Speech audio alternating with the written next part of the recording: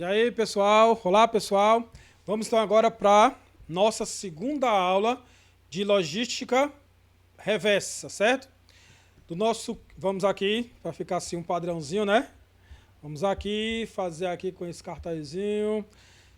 Olá a todos. Vamos começar aqui a nossa segunda aula conteúdo do nosso curso online de logística reversa, do curso técnico em logística da Escola Estadual de Educação Profissional Monsenhor Valdir Lopes de Castro. O que temos para hoje, então, seria a continuação do nosso conteúdo com o nosso segundo tema, que é Política Nacional de Resíduos Sólidos, a Lei 12.305 de 2010. Lembrando, só recapitulando, já foi uma estratégia, ou continua sendo uma estratégia, né? A questão da consciência, apelar para a consciência ambiental do cliente, mas também hoje é obrigação, certo? Mas o que é a lei? Segundo o Ministério do Meio Ambiente, a Política Nacional de Resíduos Sólidos contém instrumentos importantes para permitir o avanço necessário ao país no enfrentamento dos principais problemas ambientais, sociais, econômicos decorrentes do manejo inadequado dos resíduos sólidos, certo?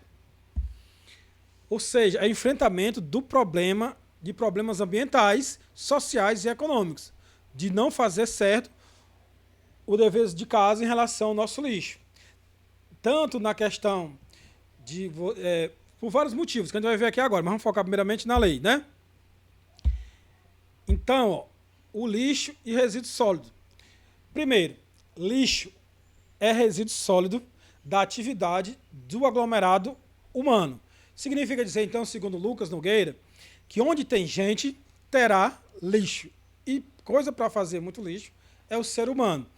Porque se você pensar no meio ambiente, na natureza, os animais, eles não produzem lixo, eles produzem resíduos, e aí dentro da própria cadeia, né, alimentar lá, todo mundo se beneficia pelo processo.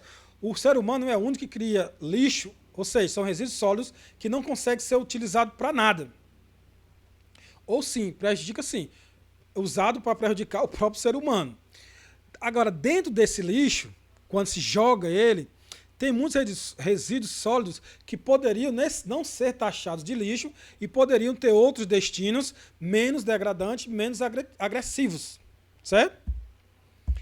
Então, as características do lixo humano: inevitável, ou seja, onde tem humano, tem lixo, vão produzir resíduos. Aí temos a produção, ou seja, as fábricas produzem resíduos e o consumidor produz resíduos e descarta. Temos grande heterogeneidade de composição, ou seja, um animal ele se alimenta e evacua, né? Ou seja, tem dois tipos de resíduo. O ser humano ele faz lixo orgânico, lixo tanto resto de comida como comida digerida. Aí tem as embalagens, tem resto de construção, ou seja, é muito variada a quantidade de resíduos que o ser humano cria. E cada um precisa de um destino diferenciado. Grande variedade e volume.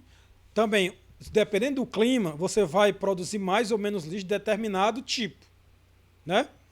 O padrão de vida também. Você lá tem muita condição financeira e gasta mais, consome mais, gera mais resíduos, né? Já uma pessoa com menos condição financeira gera resíduos, gera outro tipo de resíduo. Mas aquele inerente a quem tem um padrão de vida maior, com certeza vai gerar um tipo de lixo e um volume diferente. E os períodos econômicos, em período de recessão, em período de crescimento, tudo isso evidencia um tipo diferente de lixo com volumes diferentes, certo? Daí a necessidade de uma legislação específica. Mas o que ela diz? Vamos lá. Ó.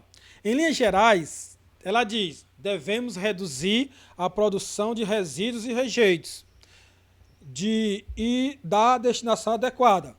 O que for produzido deve ser reutilizado e o que não for reutilizado deve ser reciclado. Essencialmente, é essa a mensagem que a Política Nacional de Resíduos Sólidos deixa. Para isso, nós temos que entender o ciclo, né, de vida do produto. Primeiro, a gente começa com a extração de outros materiais e matéria-prima. Eles são tratados, né, processados, aí no caso esse processamento na fábricazinha aqui, e aí convertidos, ou seja, para a fábrica de processamento, aquele material extraído é matéria-prima. Agora, o produto final das empresas de processamento de matéria-prima vira matéria-prima para a empresa de produção de bens de consumo. E aí depois nós temos a distribuição, que então, cada área dessa, ou seja, na extração e no processamento, o produto extraído é matéria-prima da empresa de processamento. O produto final da matéria das empresas de processamento, que é as empresas primárias, tipo extrai o alumínio. Aí o processamento transforma o alumínio em placas de alumínio para ser usado para a fabricação de latinhas. Aí vai para a indústria que transforma em latinha. Aí da latinha vai para a indústria que faz refrigerante para engarrafamento. Então, nós temos as de bem de serviço de consumo e as vamos de bem de serviço. Vai vender o refrigerante.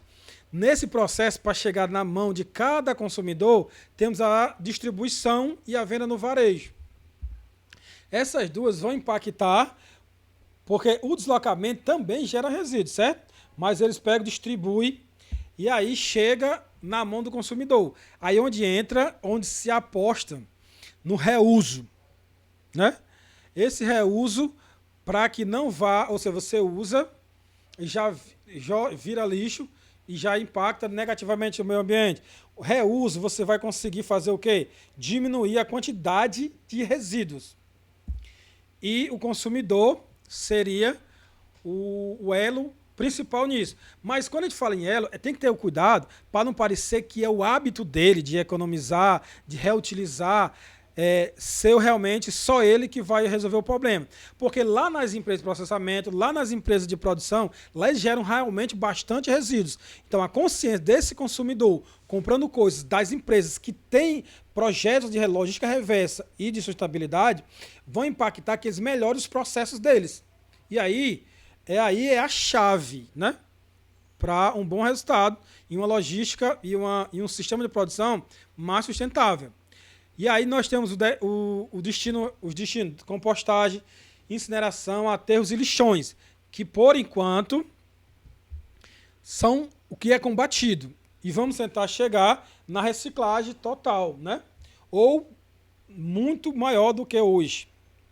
Então o ciclo nós temos aí, extrai a matéria-prima, é processada, é convertida, cria-se o produto, é vendido, é consumido. Nesse consumo já pode dar uma reutilizada, isso é reutilizada impacta jogar menos coisa fora e também impacta comprar menos, então reduz o uso, né?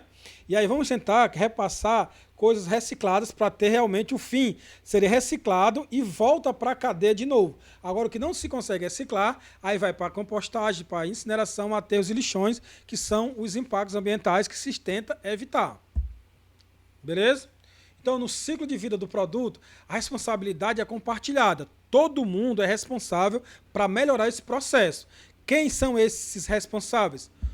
Os fabricantes, os importadores, distribuidores, comerciantes, consumidores e o pessoal da limpeza representado pelo serviço público, certo?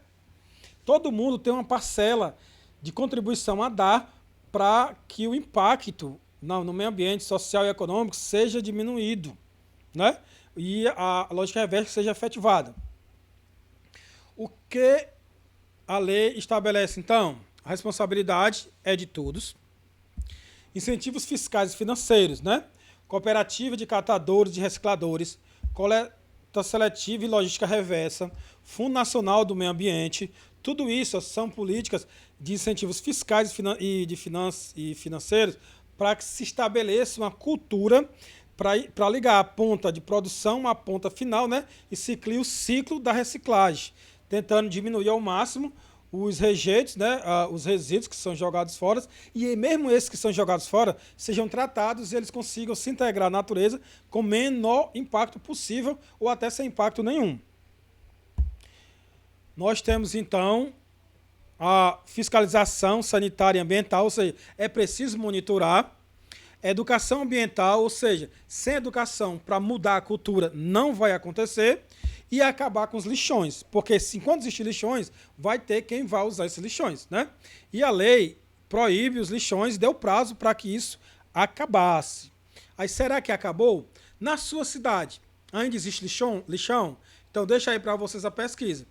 Quem me entregar essa pesquisa lá nos comentários, sei que fez, e me repassar no online, a gente pode garantir aí pontos de participação, certo? O lixo é responsabilidade de todos. O resíduo deve voltar aos seus geradores, certo? Tratados e reaproveitados.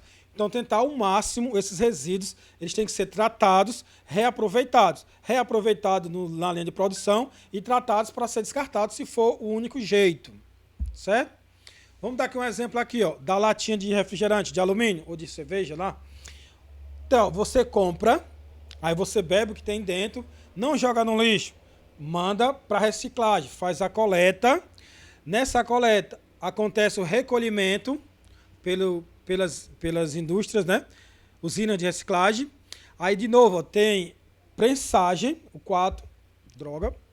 Depois tem a fundição. Essa fundição tem o lingotamento, que é transformar em lingotes, e vai para a fábrica de laminação para transformar em lâminas. Essas lâminas vão para as fábricas para transformar em latas. As latas vão para as empresas que precisam delas para encher com seus líquidos. E aí volta para o varejo e aí volta a ser utilizado de novo e o ciclo permanente. Certo?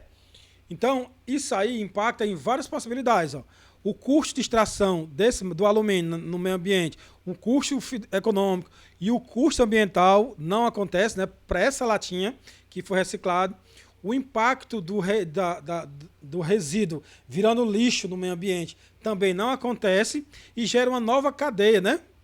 Uma cadeia de produtiva que vai movimentar também a economia. Para os consumidores, então, qual é a função dele dentro dessa cadeia? Levar os resíduos aos pontos de coleta, certo? Para os catadores e separadores, coletar, separar os resíduos, enviá-los para a reciclagem. Para os lojistas e distribuidores, encaminhar os resíduos para os produtores. E os produtores, separar e reaproveitar o que for possível, dar destino adequado aos resíduos inúteis, adequados, que o menor ou nenhum impacto à natureza e à sociedade, certo? Mas lembrando, isso aí não é uma realidade só do Brasil.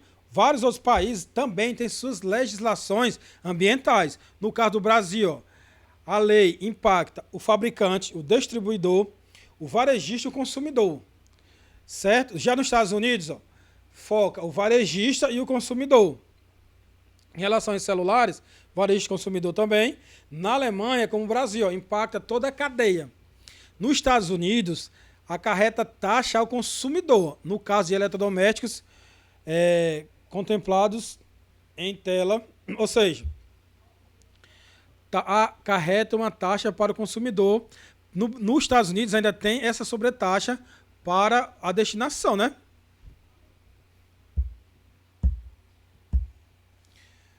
Principais dificuldades para a implantação de uma logística, ou seja, para que isso aconteça, para que essa cadeia funcione de retorno, ou seja, a logística, né? A gente encontra vários problemas aí, ó, mas o que é enfatizar aqui, ó, alto custo operacional e alta dispersão geográfica. Isso aí é o que as respostas para que os empresários dão para dificuldade de se implantar uma logística reversa. No caso os custos operacionais altos, né, 60% diz que esse era o problema e 53% diz que a dificuldade é que está distribuído geograficamente muito disperso, né? E os principais motivos para se estabelecer uma política de logística reversa: ó, trata ou destina corretamente os resíduos gerados na indústria, na produção industrial, 98%. A maioria das empresas atuantes no Brasil conhecem a nova legislação e já iniciou alguma atividade, mesmo que piloto, de gerenciamento dos resíduos pós-consumo. Quais são os principais motivos, então? Aumentar o prestígio da marca, com os clientes que estão mais conscientes, aumentar as vendas, lucros, reduzir custos, atender a demanda de ambientalistas, certo? Então aí nós terminamos o segundo vídeo, espero que vocês tenham gostado, espero que tenha dando tudo certo, né? Conto com vocês para o próximo vídeo, lembrando que esse vídeo é o 2, então vai ter aula atividade 2, que vai ser disponibilizada lá no Aluno Online, né? Aguardo vocês no próximo vídeo.